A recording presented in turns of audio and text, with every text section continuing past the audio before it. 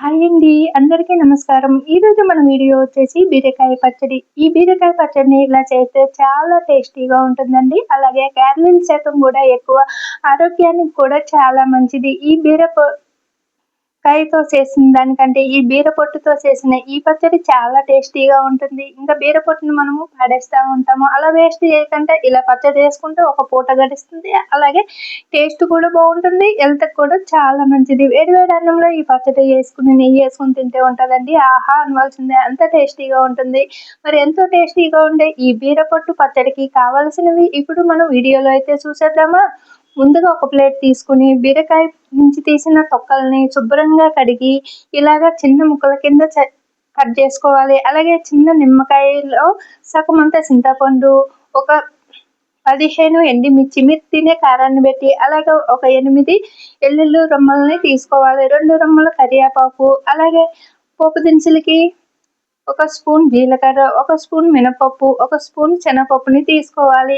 ముందుగా మనము ఒక కడాయిని స్టవ్ పై పెట్టి స్టవ్ ఆన్ చేసుకుని 2 టేబుల్ స్పూన్లు నూనె వేసి మనం కడిగి చిన్నగా కట్ చేసుకున్న బీరకాయ పొట్టుని వేసుకుని ఇలాగా వేపించుకోవాలి. దీంట్లోకి ఒక పావు స్పూన్ పసుపు కూడా వేసుకుని, అలాగే సాల్ట్ కూడా వేసుకుంటే వేసుకోవచ్చు, లేదంటే మనము లాస్ట్లో వేసుకోవచ్చు. ఇలాగే వేసుకుని కొంచెం మగ్గిన తర్వాత చింతపండును కూడా ఈ పొట్టులో వేసుకుని ఈ బీరకాయ తొక్కలతో పాటు చింతపండును కూడా మగ్గించుకుందాము. కాస్త కలర్ చేంజ్ అయ్యాక ఈ బీరపట్టు మొత్తం ఫ్రై అయిపోయిన తర్వాత ఒక ప్లేట్లోకి తీసుకుందాము. చూడండి, మనం వేపుతూ ఉంటే ఇలా కలర్ చేంజ్ అవుతుంది కదా. మనం ఈ బీరకాయ తొక్కతో పాటు మనకి ఈ చింతపండు కూడా ఎగిపోతుంది. టేస్ట్ కూడా చాలా బాగుంటుందండి. ఇలాగ మనం వాటర్ వేయకుండా ఈ పచ్చడి చేయడం వల్ల నిల్వ కూడా ఉంటుంది. బయట పెట్టిన ఒక 4-5 రోజులు ఉంటుంది. లేదు మనం ఫ్రిడ్జ్లో పెట్టుకున్నాం అనుకోండి, ఇంకా ఒక వారం ఉంటుంది.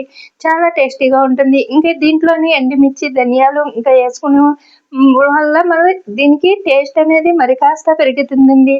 ఇంకా దీంట్లో ఎండుమిర్చి ఇలాగ ధనియాలు వేయడం వల్ల మనకి ధనియాలు అనేది మన హెల్త్కి కూడా చాలా మంచిది. అలాగే ఎండుమిర్చి అనేది మీరు తినే కారాన్ని పెట్టి వేసుకోండి. అలాగే పచ్చిమిర్చితో కూడా చేసుకోవచ్చు, కానీ ఎండుమిర్చితో చేస్తే మరింత టేస్ట్ బాగుంటుంది.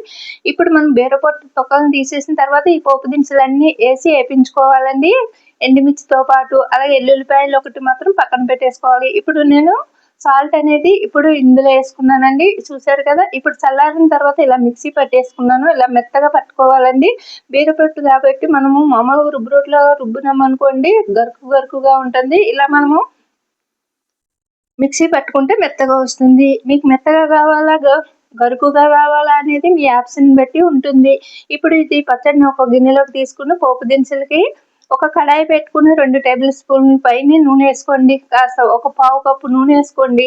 ఇంకా నూనె తక్కువ తినే వాళ్ళైతే ఒక 2 టేబుల్ స్పూన్లు వేసుకోండి. నేనైతే ఇక్కడ పావు కప్పు నూనె వేసినండి. నూనె వీటెక్కిన తర్వాత పోపు దినుసులన్నీ ఆవాలు, జీలకర్ర, మినపప్పు, అలాగే ఎండుమిర్చి, కరివేపాకు అన్ని కూడా వేసి ఇలాగా దోరగా ఫ్రై చేసుకుంటున్నాను. ఇప్పుడు దోరగా ఫ్రై చేసుకున్న ఈ పోపులని స్టవ్ ఆపేసుకుని నూనెతో పాటు ఇందులోకి మనం ముందుగా మిక్సీ పట్టి పక్కన పెట్టుకున్న బీర తొక్కల పచ్చడిలోకి వేసేసుకుందామండి. బీర తొక్కలు అని అంటారు, బీర పొట్టు అని కూడా కొంచెమంది పిలుస్తారు. ఇప్పుడు దీన్ని ఇందులోకి వేసేసుకుని అంత బాగా కలిసేటట్టు కలిపేసుకోవడమేనండి. చూడండి, నూనెతో పాటు ఇంకా మనకి ఇలాగ పచ్చళ్ళు చేసుకున్నప్పుడు మనకి నూనెతో పోపు పెట్టుకుంటే పచ్చళ్ళకి టేస్ట్ అనేది మరి కాస్త పెరుగుతుంది. చూడండి, ఇలాగా పచ్చడి అంతా కలిసేటట్టు కలుపుకోవాలి. ఇక్కడ మనం పోపు పెట్టేసుకున్నాం కదండి, నూనె ఉంది కదా, ఈ నూనె అంతా ఈ పచ్చడిలో కలిసేటట్టు కలిపేసుకోవాలి.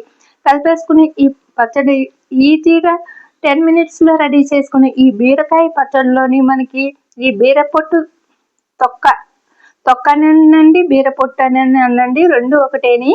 తీసిన ఈ బీరకాయ నుంచి తీసిన ఈ బీర పొట్టుని ఇలా పచ్చడి చేసుకోవడం వల్ల చాలా ఆరోగ్య ప్రయోజనాలు ఉన్నాయండి. అలాగే చాలా ఈజీగా తయారు చేసుకోవచ్చు. చూసారా, ఇప్పుడు నూనె అంతా కూడా కలిసేటట్టు కలిపేసాను కదా.